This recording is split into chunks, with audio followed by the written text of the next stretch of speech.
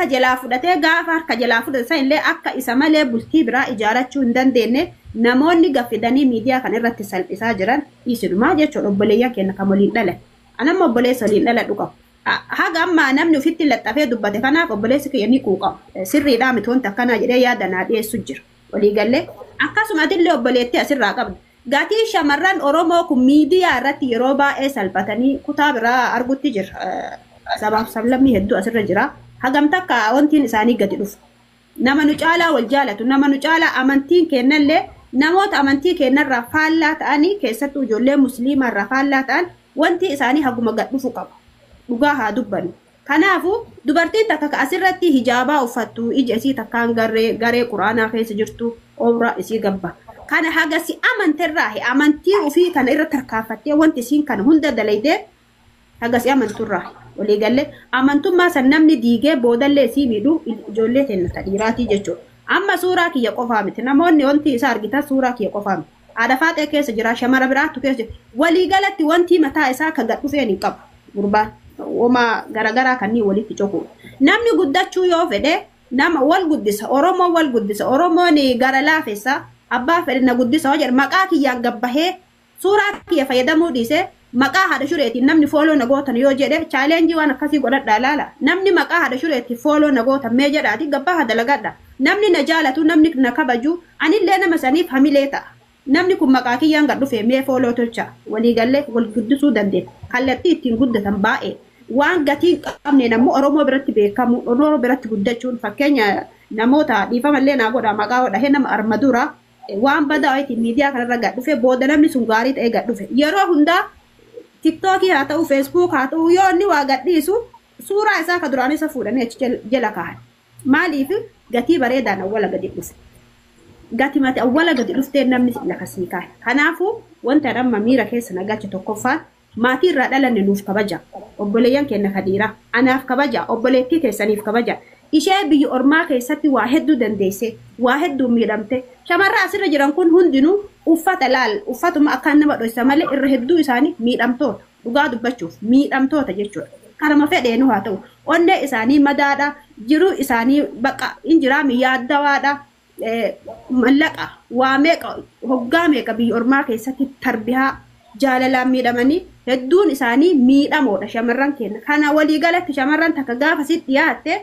yoo dhugaan jaalatte itti dhihaadhu ufitti qabi jireenya keessa olfadhu halaala kan kee godhadhu gaafa hin jaalatin ammoo onnee isiitiin taphatte bultii isii fakkeenyaaf kabbo fuuldura gaafa isiin oobraasise ergite asirra gaffiddee waa meeqa sitti saaxiltee jireenyatti dukkaneessitee nama meeqa nam shamarran duutee asirraa saaxiliin gara biyyaa galaa jirtu tun wallaa alaziin irra hedduun jechuudha harka 100 keessa 95 sababa ijoollee dhiiraati sababa ijoollee dhiiraati kanaafuu miira kennallee kabajaa kennallee akkuma Oromootittu fakkeenyaaf ofirra dhaabbadhe yoo dubbadhe nuuf eegaa kan yaanni asirra dabarfachuu tokkoffaan waa'ee kana namni akka beekuuf namoota guddaa sheerna godhaa ture deebii guddaa yaanii akkasitti wanni jechuu osoo hin barbaanne namni tokko wanti kan dhugaasee wanti cadhifamee fi wanti kun irra deddeebi'ee dalagamuu fi waan kana keezii ho'itu jira waan jedhurraa tokkoffaa dubartii Oromoo maa xiqqaattiidha lammaffaa ammoo dhugaa jirtu namni akka baruu fi irraa dubbachuu illee hin barbaanne kallattii biraatiin namni guddachuu barbaade wal guddifna rakkoo hin qabu walumaa galatti wannan jechuu barbaadu namoonni gastii keessa jirullee ta'e kajela jirullee kabajaa dubartii Oromoo nuuf eega amaanaa dubartiin Oromoo isin bira kaate yoo jiraate amaanaa asii jabeessaa fi addunyaan tun gabaabduudha atillee bor fuuldura rabbii deemta gaafsan ammoo namni sun hayaata addunyaatii miti fuuldura rabbiititti illee si abaaraa imimmaan dubartii homaa kayrii siin qabu ishiin adda baatee osoo jireenya biraallee uumattee jireenya kan kee boorahama ati yaaddahama ati gaddamaa jechuudha kanaafuu dubartiin amaanaadha akkuma amantaa keenyaatti illee amaanaadha obboleettii teessan amaanaa yoo isin biraa qabaatte jabeessaa fi yoo hin jaalatin hin miidhina yoo jaalattan ammoo halaala keessa eessifadha dhumatee jiru maaliif nu miitan ooraa dubartii asirra gabbaasuudhaaf maa jarjartan nu xiqqeessuudhaaf maa barbaachisa kun amma jaalalaa miti fakkeessaadha kanaafuu dhiifamallee naa godhaati haga miira keessa seenirra haasee culullee intala shaashee dubbadhu. السلام عليكم ورحمة الله وبركاته. وعليكم السلام ورحمة الله وبركاته. أنا جرات المنايا بقى جرات تاني سنين جدا. amma teknooloojiin babal'atee jira. Amma fakkeenyaaf amma akka feeteen ofirraa qabu kanaa fi kamaan akkana goone kana haaphi mana akkanatti wanni goone suuraa kennaa miti jechuudha xiqqoomanidha malee. Sinii galee haaphiin akkuma fedhetti kaan achi kaayee kaan as kaayee appilikeeshiniin amma tolee jira. Kanarratti illee waan qalbii dubartiitii haa ta'u ilma dhiiraatii fi dubartiin garaagarummaa qabanii fi malee akka fedhe yoo godhaa oolee. Ada shure mee kiingi of kiingi kana galchi nama guddaadha.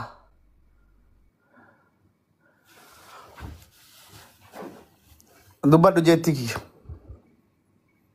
Wanni isirraa buusu hin jiru kana jettee wanni amileen si cabu hin jiru akka fedhe haa godhu.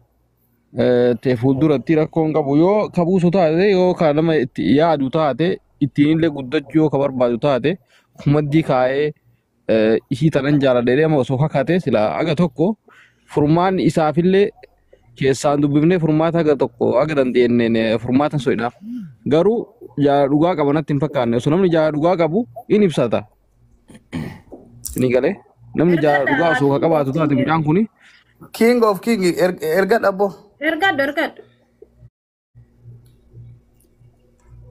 Kanaaf yeroo baay'ee wanni shamara teenna mataa gaccabsu waan garaagaraatiin agartanii doorsisanii garaagaraan mataa dubartii teennaa gaccabsanii maqaa balleessu numa dhiiruma kana yeroo baay'ee nama tokko ittiin feemasuuf yookaan ittiin beekamtii argachuuf nama sana hamilee isaa cabsoo osoo hin taane hamilee isaallee inni moolaarii isaa nama sanillee inni akka nama sanitti keessaan osoo amma isii tana dubbisee isii taradda'ee dhufeetiin abbaa waan akkanaa kana guddina barbaadaa yookaan dhageettii wayii barbaadaa waan akkanaa haa hojjennu jedhee akka namoonni garii walitti himee hojjetu kanatti hedduu waan bareeda. Amma feroomsa qoy. Wanta godhaaboo jettu. Amma maali jettan shoolessi. Abo. Shini isaa maali jettan amma gabaabumatti. Sabboon. Gabaabatti dubbiin babal'isina mucattii irraa Shini isaa maali jettan gabaabumatti akkamitti kama furmaanni isaa maali gu. Dalaga alama. Baanin kaasa jedhamuun kaasu jedhamu. Keessaan lafarratti dubbisaa jedhamu. Dalaga sabboontu. Oi King mee takkatiin dubbata baabaa kee sabboontu namichi waa lamaaf deema. Tokko namichi akka isa ajandaa isa godhatanii fi asirratti beekumsa argatuuf deema. Muutii godhadhu mee takka akka wanna asirratti ajandaa argatee beekumsa argatuu fedha. Namni beekumsa illee kennuuf hin jiru. Haadha shuree jechuun onne ijoollee Oromoo keessa jirtu onne Oromoo keessa jirtu walillee ni beeka namnillee kun wanni akka just media kun wanni kun editii ta'e wanni aappii ta'e namni hundinuu ni beeka. Aappiin illee mucattii kanallee namni isii duwwaallee deebisu jiru namni isii tuqullee hin jiru. Nu amma yoo garagalchinee arrabsine inni waan saniin beekamtii argachuu fedha. Maal keessaan si dubbisan akkana dhalaa jaalatanii dhalaa akkanatti hin jaalatan dhalaa akkanatti hin dubbifatan. Barana dhalaan isituu nama dubbifata malee dhiirri akkanatti hin dubbifatu. Useless. Kabajaan qabdu wallahi billahi ta'ala baalagee kana nama itti mudhaban. Durriyyee. Ilmoo nama akkami garagalchee ofii qabee deema rabbi si haa qabu jechuuf baasa saree jedhii najisa. Meera keessaa baasii Abbaa Abdallaa meera keessaa baa. Naragai baalageedha kun ka abaarani wallahi billahi ta'ala kun ka Isa meera keessaa baa Abbaa Abdallaa. No baalagummaadha kun. Kanaafuu namni tokkollee ijoollee isinitti hima jeetti. Namni ijoolleen takkatti namni tokkochi ati keessaan dubbisa maal wanni keessaan dubbisaniif maal nurraa qaba liqii nurraa qabna liqii irraa qabdaati warii sirraa fuudhe gaafis gaafadha warii sirraa fuudhe warii nurraa fuudhe warii sirraa fuudhe mi homaa waliin qabdanii mi wanni keessaan dhaqanii isa kadhataniif hin jiru footoo fedhu wali qabee gaggaragalchee haa nyaatu wayi ka ati ergite gaggaragalchee haa nyaatu miidiyaa irra jira footoon nam hundaa miidiyaa irra jira ani intalli takka dheengadda ganna garagalchitee guyyaa sadiif na arrabsite nama lama nama sadii laala guyyaa lama sadii na arrabsitee dhiifte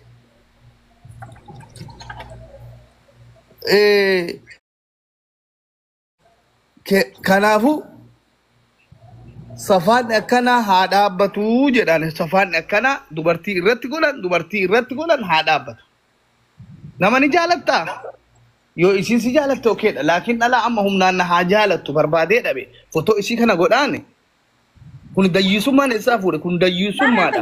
Akka jaalantaani bar ana qofaa miti fakkeenyaaf dubartii hedduu achi keessa jira. Haadha faadha illee kun qoma kanarra uf ciibsee jira. Shamarran biraallee irratti laxxafee jira. Namni kun gaafa achi keessa xiqqishu seentee olaaltu kallattii fooloon ittiin dhufu yoo barbaacha taate malee waa jaalaa miti. Fakkeenyaaf tanar har'a Faaxumaa irratti laxxafeetiin yoo xiqqoo fooloon bareedaa ta'e borullee bareechisee sifa kanarra daran namni ilaaluu danda'uun akkamitti fidaadha. Waliigallee yoo takka irratti laxxafee saniin dhufuu didesa achumatti dhaaba. Anamma fakkeenyaati ani fi haati Faaxee garagara. Dhugaa dubbachuuf haadha Faaxee fakkeenyaaf sifa fedhanii kallattii fedhan namni keessummeessuu danda'a. Beekamaadha. Haa taatu ammoo shamarran Oromoo jechuudha. Walumaa galatti gurbaan kun badii guddaa qaba. Akkuma Oromootittuu jechuudha. Akkuma amantaa keenyaatti illee badii guddaa qaba. Ana qofaa miti. Haadha Faaxee illee asirra ofirra hirkisee jira. Mucayyoon tun nama gara fuulduraa bultii qabu haa jennu. Miidiyaa kanarratti namni haga fedhe haa maraatu. Jarana namni bultii keessa seena. Gaafsan ammoo ilmi dhiiraa dayyuusa fedhellee yoo ta'e suuraa jaartii isaa kallattii badaa wayiitiin arguu hin keessummeessullee. Akkuma ati bultii qabdu akkuma ati jaartii tantee nama biraa biratti akkaataa hin taanetti arguu hin barbaanne dubartii biraallee akkas hin godhin namni biraallee arguu hin barbaadu. Ana qofaa miti dubartoota hedduu achi keessa jira jechuudha kan inni itti fayyadamaa ture. No su fooloodha malee fooloollee karaa bareedaan miidiyaa kanarra gad dhufe. In guddata Oromoon wallaahi Oromoon si guddisaa. Oromoon nama ummata jaalatamaadha ummata kabajamaadha ummata safuu yaanii jechuun keessatti dhalatee ani bulii kudhan shan keessa foloo kuma dhibba tokko nageessan. Guyyaa kudha shan keessa foloo dhibba tokko nageessan. Maal Oromoo dalagi? Nama arrabse dubartii nama ofitti hidhee. Mana kana kabajaa yoo dhufu ani akka fakkeenyaaf abbaa Abdallaatiif haati Faaxee fakkeenyaaf akkaatuma xiqqishuma hariiroo waan haadha mana abbaa warraa jedhan kana uumanii kabajaadha rakkoon qabu wal guddisan isinii galee wal guddisan. Sifa saniin kallattii saniin keessaa dhufe akkana barbaadaadha shuree naan jedhe suuraa isaa of duuba laxxafeen itti fayyadamuu danda'a. Abbaa shuree kana jedheetiin nama hedduu jedhe miidiyaa kan halkan saniin namni 10,000 galchuu danda'a. Abbaa shuree kana baradhaa dhaqaa fooloo godhaa oo jedheet hangasuma. Galee miidiyaa kana waan xiqqoo ittiin irra diddibdee ogarsiifte aadi argachuu danda'a. Garuu ana qofaa miti dubartiin biraallee achi keessa jirti. Kun jaalalan jedhamu. Walumaa galatti gatii dubartii maatii kiyya dara illee uummanni miidiyaa namni kabajaa walii qabnu namni wal jaalannu hedduun keessaan natti ergee nama tokkorra sheer goona aappii isaa kun homaa hagas maraamti galee namoonni wal kabajan namoonni gatii dubartii beekan namoonni haadha ofii jaalatan obboleeyyan ofii jaartii ofii jaalatan gaafa dubartii Mee dubbadhu Khalid. Abba Abdallah Oromoon yeroo mammaaku takka kusha takka darra jedhan dubbiin hin beektaati. Waa'een jaalalaa silaa akka keenyatti oma dhuunfaa ture oma namni lamaan dura walii ibsanii keessaa walitti himan malee ka miidiyaatii miti. Eega namni illee dogongoree waan kanallee godhe. Jinfuun badde sukkatti badde jedhanii jinfuu faanaan darban jedhanii gurbaallee ittuma himaa gorsa dhashureeteen nallee wallaahi akkuma mesiin jette ani yeroo hedduu baay'een caqasaanii ilaalaanii ijoollee kennaniini nama safuu eeggatullee nama ijoollee baay'ee gorsullee wallaahi natti hin tola yeroo baay'ee jala dhufee ilaaleen deema wajjin illee dubbadhu haalli isii namatti tola jechuudha ijoollee baay'ee nama barumsa dabarsuudha namoota akkanaa kana dhufanii yoo kara badatti geessuuf yookaan waan badaa maqaa badaa isarra buusuuf illee godhanii gaarii miti haalli ammoo ittiin guddatan akka jaarsi baane eegee qulaniif loonii waranii jedhan jechuun na uffalchalle mammaanni kun yoo waan namoonni dhullee akka badaa isaatiif illee yoo rabbi si horsiise malee noortuu jecha karaa biraati ati maqaa namaa balleessitee suuraa namaa hidhattee jaartii keentaatu yoo jaalatan taate akkuma mucattiin tun akka dhiiraatti dubbatte dura amma sabboontuu sakuriitii jechuudha. Namni miidiyaa irratti maqaa namaa balleessuu miti keessaan seenee nama dubbisee yaada isaa ilaalee takka namni miidiyaa fayyadamu tokko maatii namaa ta'uu danda'a takka maatii kabajamaa irraa dhalachuu danda'a tokko mala isaatiin kabajaan jiraachuu danda'a keessaan hubatee nama isitti dhiyaatuun gaafachuun silaa akka jiru ture. Garuu inni sanillee goone baay'ee keessallee bu'ee dhufannillee godhaanu haa ta'u. Akkuma Oromoon baanee beekanii soddaatii dagatanii jedha. Namni dubbee kennamuu fi kana badaayyuu ta'e harka irra qabanii oonna jechuudha. Hagooyi sinillee oonna jechuudha hin taane akka nama gorsaatiitti dhiisaa uumaa miti. Kun akkuma isin jettan aappiin akkuma barbaade abbaa fedhe waliin fiduu danda'a abbaa fedhe gargar noonnaa hojjetamu. Kiingi bar du'iin gorsinaa wanni inni amma saachaa nuuf fide wanni jedhu keessaan na haa dubbistu yoo waan sanaa dhiisuu keessaan na haa dubbistu. Yookaan kootaan dubbisa jaarsummaa maaltu لفداري نور رافورة تاني لا سو سلبا عبد الله وانت وانا Kasanii illee bakka kennina. تيك توكي كان عم كان اولي تو كباتي عادي ورانا با اجرنو نمني ها غدتو كبجا مي ارقويا تقالا مي هاي جدي الرادي باوان جدو دافي زم جن ملي سلفا سيغالي كنما وغاني ميمانتو نقبو يودي مالي في dubartiin Oromoo tuni akkamitti isin bira gatii dhabdi walii galee kanin qullaa gaffidu isinii irra deddeebi'ee wanti kana waan dubbadhuuf dubartiin takka gaafa si jaalatti miskiina si amanti lubbuu ofiillee aarsaa si kafatti maatii irraa dhalate san waakkattee ilma dhiiraa mataa isaa qofa qabattee jalanii gatti garuu gaafa si amantee onnee isiitiin dunyaa isiitiin humna isiitiin jireenya biyya ormaa kana keessatti daddarbamaa arrafamaa